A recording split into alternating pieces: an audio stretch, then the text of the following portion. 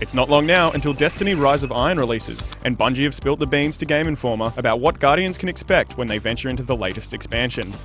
It was already known that Rise of Iron would introduce a new social space called Felwinter Peak, however there may be more to it than we thought. Players will need to take back the area from the expansion's new Fallen Devil Splicer enemies in order to unlock new gear vendors and bounties. Creative lead Christopher Barrett has also teased that the new space may also hide some secrets, telling Game Informer there's this whole portion of Felwinter Peak that is normally locked, except during special events. There may be some secret ways to get back there. In addition to the Felwinter Peak social space, Bungie is adding the Plaguelands, a new explorable zone that will appear near the Cosmodrome on Earth. Inside, you'll complete the 5 new story missions that will tell the story of the Iron Lords and Lord Saladin. While not lengthy, the story missions will feature cinematics that explore the background of the Iron Lords. And just like in the Taken King, once you've burned through the story content, you'll unlock additional missions and quests. The new enemies that you'll do battle with in Rise of Iron are the Devil Splicers, mutated forms of the Fallen. Around a century before the events of Destiny, a Golden Age nanotechnology called SIVA posed a serious threat to humanity. The Iron Lords sacrificed themselves in order to contain the threat by sealing it behind the walls of the Plaguelands.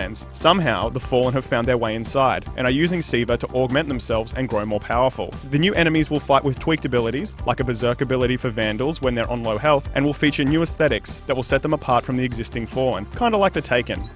PvE players will also have a new co-op arena to tackle in Rise of Iron. Archon's Forge will feature rounds that are shorter than Prison of Elders, but more robust than Court of Oryx. The arena will unlock at the completion of the campaign missions and is triggered by using SIVA offerings, much like the runes required for Court of Oryx. Rounds in Archon's Forge end with a boss that drops exclusive gear. Bungie have emphasized the collaborative nature of this mode, as it allows your fire team to work together with other random players. Speaking of gear, Bungie are overhauling the way artifacts work. Rise of Iron will introduce 8 new artifacts that can be equipped by any class. Each artifact is tied to one of the Iron Lords and will carry unique abilities. For example, one particular artifact will allow you to briefly gain an enemy's allegiance by punching them in the face, while another will add the ability to deflect energy-based projectiles with swords. You may remember a Guardian wielding a flaming axe in the Rise of Iron announcement trailer. This weapon is actually a relic you'll come across during your time in the new expansion. The flaming axe recharges ammo when doing light attacks and expends ammo faster when doing heavy attacks. If you can keep the ammo above a certain level, however, the relic will deal double damage. As with all Destiny expansions, the light level cap will be increased, this time to 385, with all gear from the Taken King onwards being scaled to match. The cap will be raised to 400 a few weeks after launch to coincide with the release of the hard mode Rise of Iron raid.